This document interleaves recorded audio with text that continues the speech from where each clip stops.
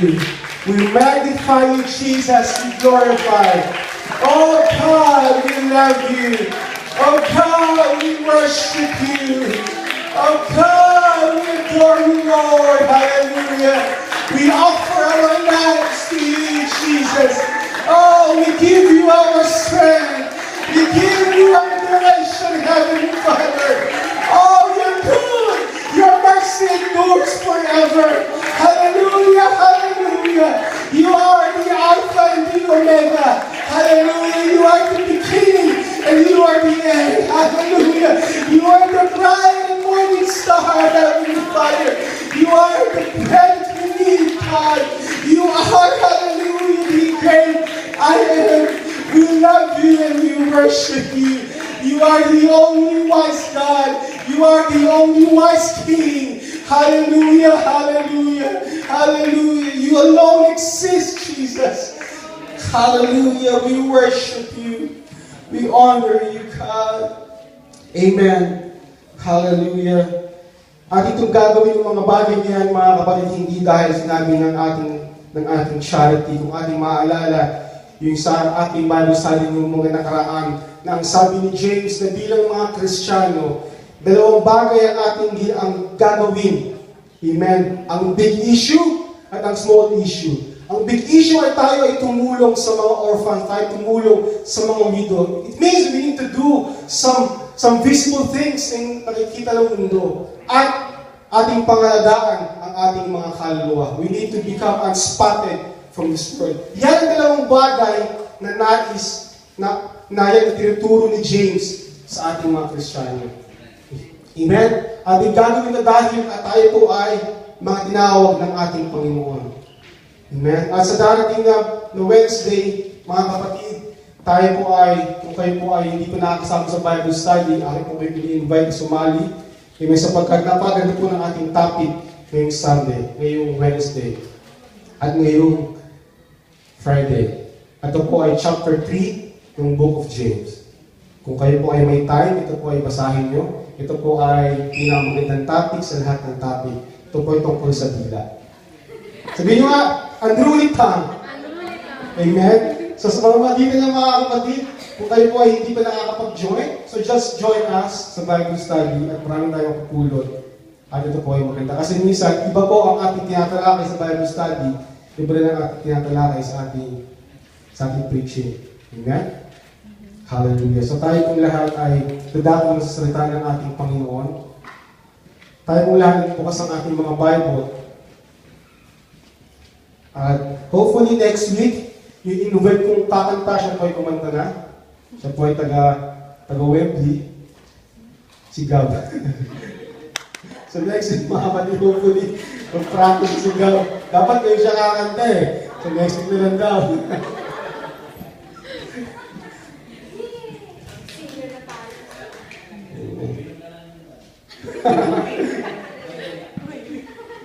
Praise the Lord. So let's open our Bible in the book of Joshua, chapter 14, verse 12.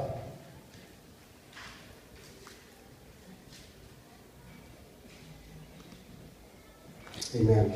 Joshua 14, verse 12.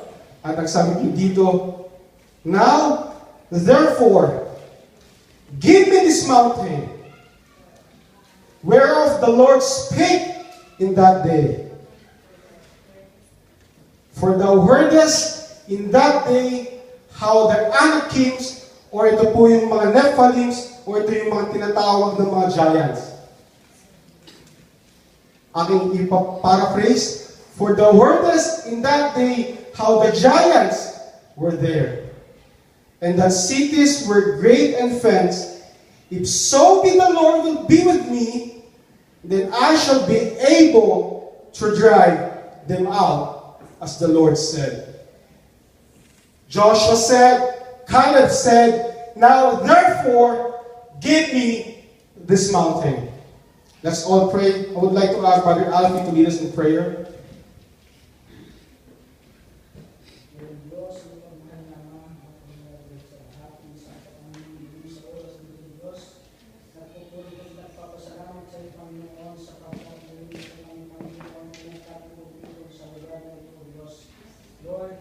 Panginoon, bago pa lang kami po mag-isip po ng Panginoon, batid niyo po Diyos kung ano po ang aming pong kailangan sa iyo.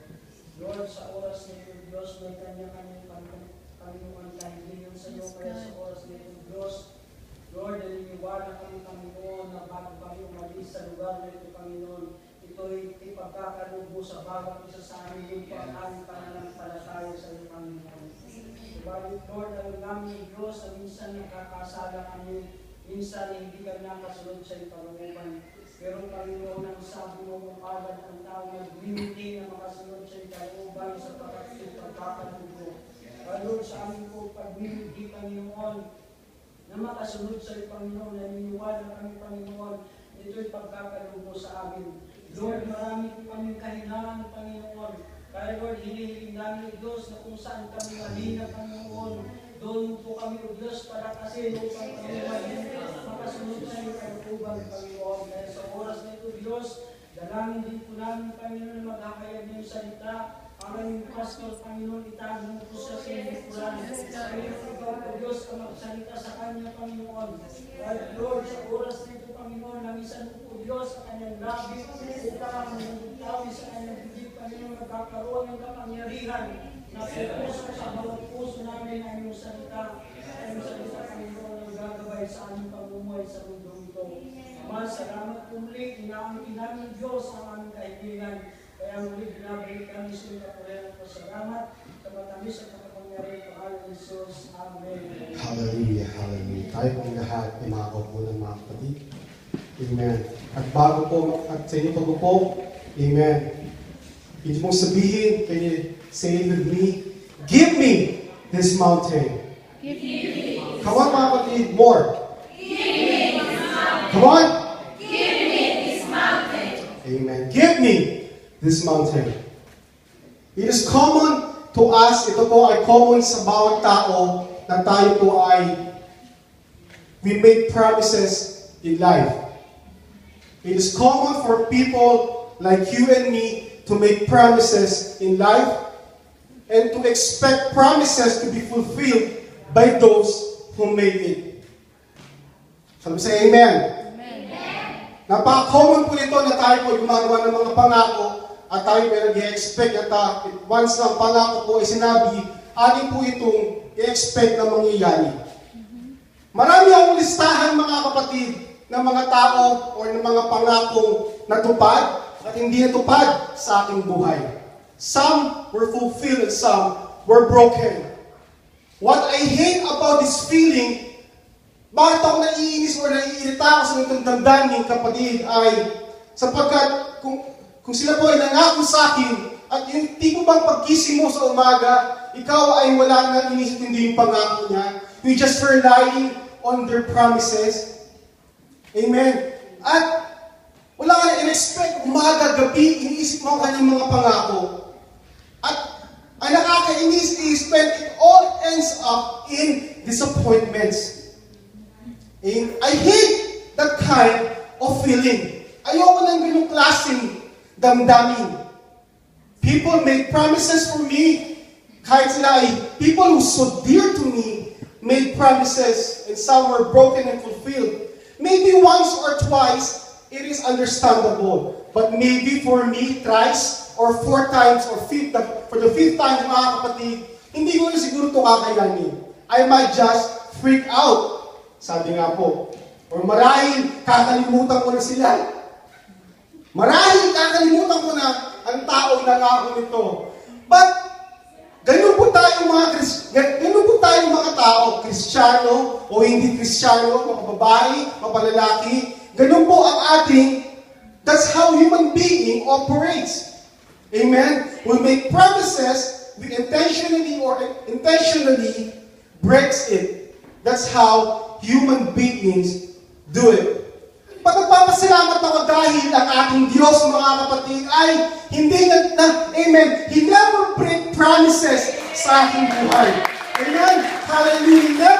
He did break promises in my life and He will never break promises in the near future. Sapagkat ang sabi ng aking Biblia, my Bible told me that His word is forever settled in heaven. When I say forever, it means it will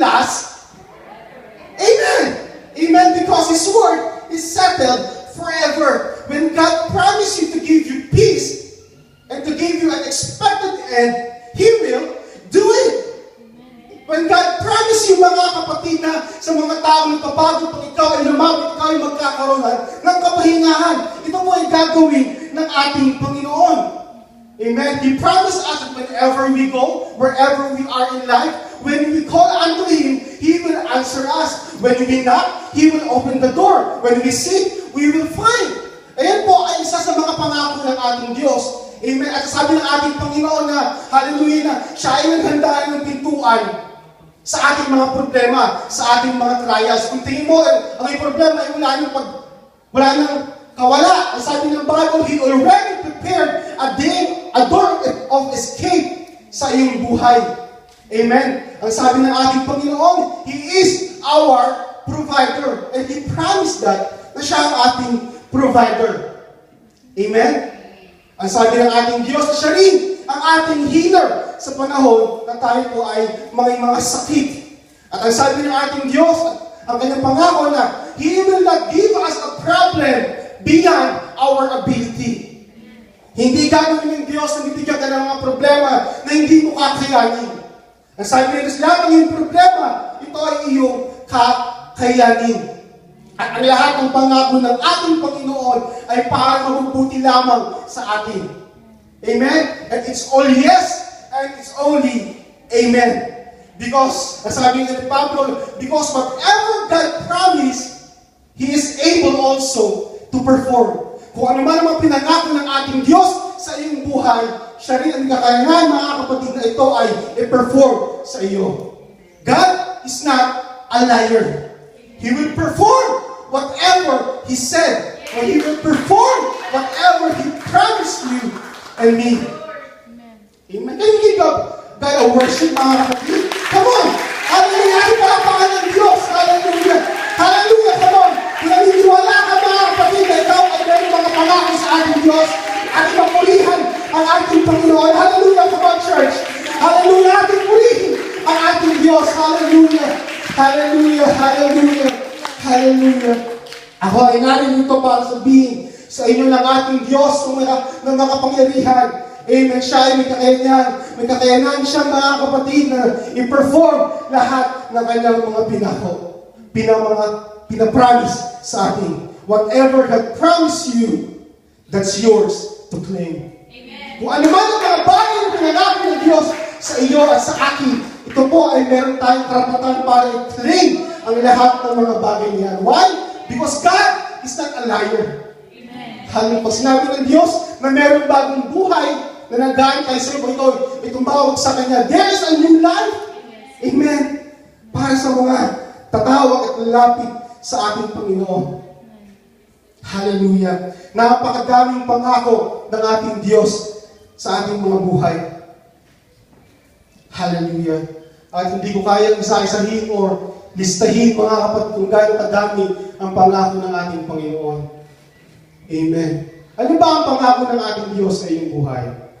Isipin nga natin, mga kapatid, ng panandalian. Meron bang Diyos? May pangako ba ang Diyos na hindi pa natutupad ngayon, hanggang ngayon? Since nung bata ka pa, sabi ng Diyos, hindi lang ito ng ganito, I will call you, I will make this. Meron bang pangako ang Diyos hanggang ngayon ay hindi pa rin nangyayari o wala pa rin katuparan? Marami, mga kapatid. And we can testify to that. Amen? Ang iba, mga pangako ng Diyos, ang iba ay obviously ating nakita ang resulta. Ang iba naman ay obviously hindi natin alam ngayon na pala ang sagot ng Diyos sa mga pangako niya. Hindi mo alam. Amen?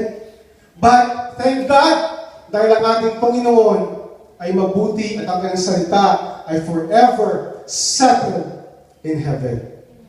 Amen? Can we clap our hands one more time? Hallelujah. Hallelujah. Hallelujah.